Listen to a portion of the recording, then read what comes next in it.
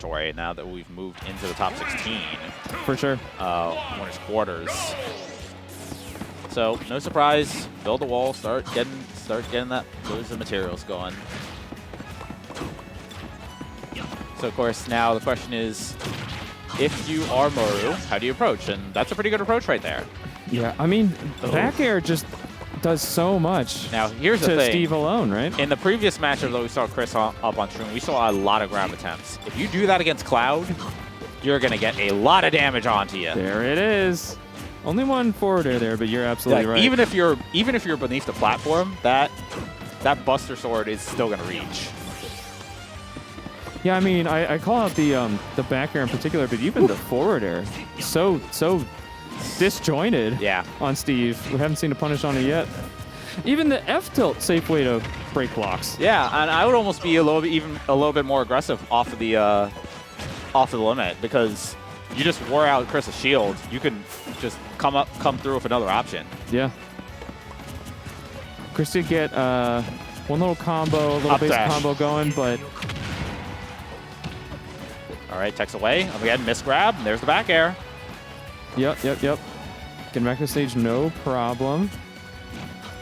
All right, just caught holding shield there. Eventually, you're going to have to let this limit glow, and there it goes. But yeah, even though you didn't get it to connect, you still did a lot of shield pressure. A lot of safe shield pressure. There's the whiff on that grab. Chris just can't find an opening here. Chris got away with it in the previous match on stream. He's not going to get away with it against Moeru. No, not going to get away with many minecarts against that back air. But you see how easy it is for Cloud to just break these blocks. Yeah, and you see that was a beautifully placed limit blade beam because it ended up poking. It did. Only got 4%, but you win the interaction. I mean, still better than nothing. Yeah, good mix up there. Oh man, yeah. Almost cost an SD. Good knowledge there for rolling through that block that was like one space up from the ground, because you can actually just go under those, even though it doesn't look like you can. Gotcha. All right. Okay, nice escape there. Little Looney Tunes stuff going on there, but ultimately Moeru just smartly gets out of the way. Again, still gets that back air, take away the minecart, but is forced to burn the limit to recover there. Yeah, good Elytra angle there. Speaking of angle, the forward throw is really nice. Yeah. And as is the TNT setup there. So, I mean, it's 2 stocks apiece. And Diamond is on deck, so... Again, another whiff grab, so that's going to be a grab into stage control for Moeru. Okay, I was about to say nothing from the parry, but we sure did get something. You're dead. Yes, you're dead. Goodness, that was some DI to the right. I think might have been able to survive that spike, but that's such a strong spike for the percent he was at. Yeah, Diamond Tool. Reads attack. Oh, no, up smash. Oh, yeah, I was a little hasty with that jump there. Goodness. So, oh, wow, that was weird. But that down tilt just stalling the climb hazard. Yeah. Up B, that should be a punish. It's just going to be an F tilt. Oh my goodness, setting up for the back here, had the jump red, but you see the aggressive option with that fair, with the, this should be a F throw, Get him off stage, mess over his curry, and he's not going to be able to make it back. Can you imagine if Cloud was able to kind of squeak his hurt boxes in between those 2 blocks and break the top one? Oh my gosh, well, I'm sure guess that's Moeru would have loved if that was the case, but unfortunately it's not. You saw Moeru start off that game strong, but then you just got Steved. Honestly. Yeah, I mean, Moeru was absolutely playing the matchup correctly, had all the momentum in the world. It looked kind of hopeless for Chris in the middle there. And then Chris just kind of you've got so many win conditions with Steve, right? Right. And Chris did a great job of remembering them and kind of leaning on them. You go to your diamond tools and then your edge guard opportunities with blocks. I don't think I've ever seen a Steve just lay the TNT down right off the start. Yeah, that kind of actually pinned him a little bit. Yeah. That was a little uncomfortable. Maybe that was a missed input. I don't know, but either way, no harm, no foul. You know what? I think he was mining and then might have wanted to drop through the platform. So you're holding B and then you hit down. Ah. Just a guess. Okay. Yeah, all right. A little bit of an uncomfy situation, but didn't take much for it. Yep. And you got limit out there. I really like that block, but you're still in disadvantage. Yep. See when. Okay, trying to just. Yeah. Wait it out. There you go. Gold tools. All right, so we're gonna have a little bit improved frame data. Yeah. Both players mining their respective Has materials. minecart hit Moeru a single time this set? I don't think it has. Maybe once. It but has yeah, not been consequential. Moeru's been very good with just having that aerial ready to just knock Steve out of the minecart. Okay, throwing out the F smash in neutral and getting a opening out of it. All right, just F tilt there. Pretty much spot even percentages. Yeah. Okay, starting to just swing it now. I mean, especially with the gold, you can kind of afford to do it. Good job by Moeru for punishing it, though, and taking the stock as a result. Diamond. Okay, take 12% for your diamond. Footstool! Not going to be enough. Really good composure to hit that recovery from Chris. I mean, you had to do that exactly right. So that was... Okay, so that was the attempt at the no mash mix-up, and Chris not falling for it. Yeah, I mean, to be fair, that move takes a lot of mashing. Yeah. To get out consistently. Good SDI, and still took another hit, but you get out without, getting carried all the way to the ledge and eating a forward air spike. Yep. Got another diamond for last stock lined up. Oh, my goodness. Maybe it was expecting a minecart. Yeah, a little preemptively and just didn't quite hit it. All right. Yep, that's a punish off the grab. And there's the minecart back. The diamond back air. All right, Moeru looking a little frustrated from that, but honestly still totally in it. Oh, that's going to do a lot. The pickaxe broke. Yeah. But finished the combo with the sword at 60%. Who cares? Had another diamond right in the pocket, so. Yeah. And another one still for the last stock after that. Chris has, I was going to say all the resources he needs, but I can't believe that. That looked like an excellent cross-slash opportunity. And it is not easy to punish cross-slash. Really good parry by Chris. Just missed an air. We're going coast to coast. Right, Whittling that shield. Oh yeah, down. you see trying to shift the shields. Unbelievable that didn't kill. Yeah. Okay, that sure will. Pushing a little bit more limit.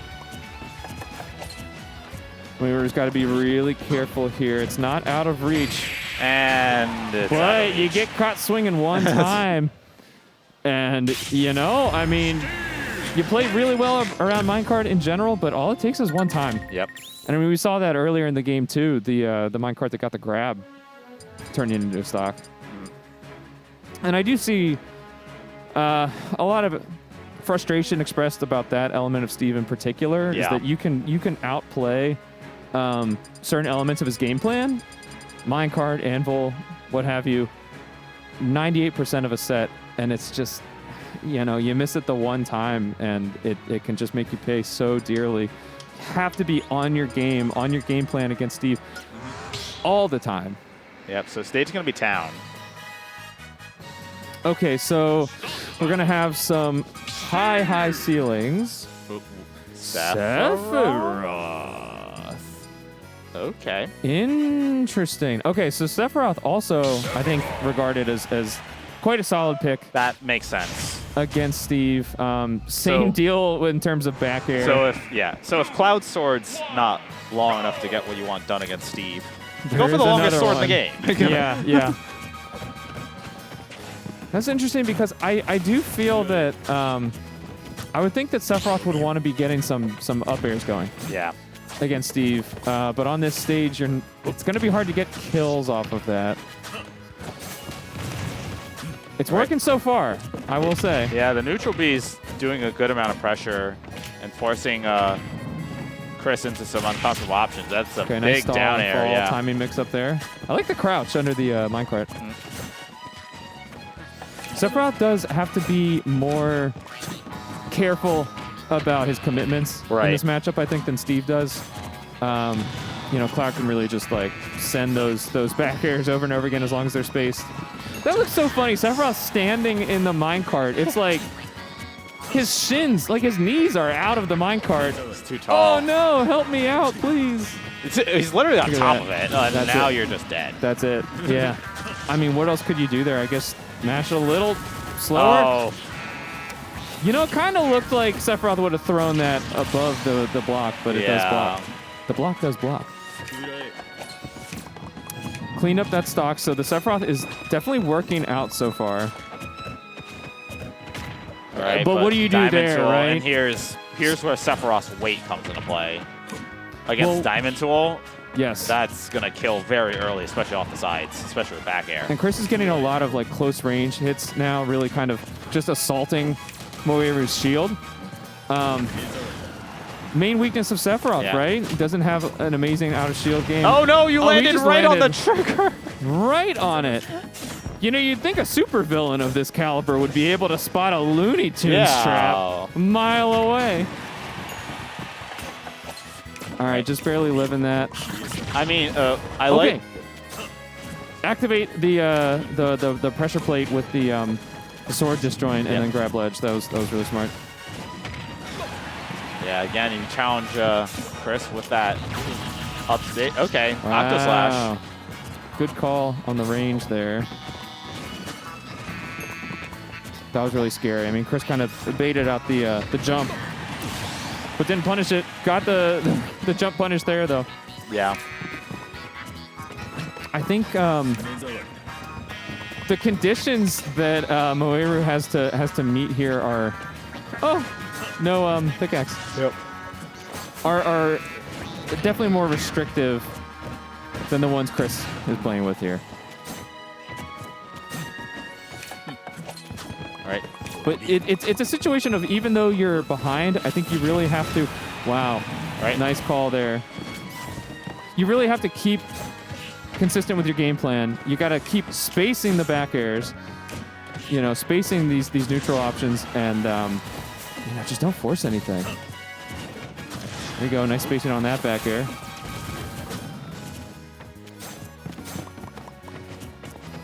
Yeah, just. And Wing is not out yet, despite the differential. Nice parry. Uh-oh. Trying to challenge it. Yeah, that should be a punish. That's going to do it.